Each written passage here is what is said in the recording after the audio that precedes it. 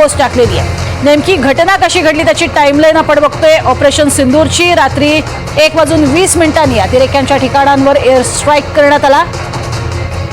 त्यानंतर रात्री 1:50 भारतीय लष्कराकडून हल्ल्याची पुष्टी करण्यात आली। त्यानंतर रात्री 2 वाजता पाकिस्तानच्या पंजाब प्रांतातून आणीबाणी लागू झाली।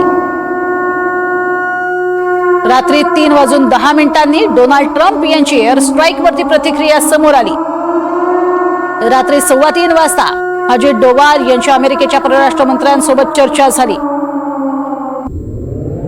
तर 3:20 लाहोर सियालकोट विमानतळ 48 तासांसाठी बंद करण्यात आली।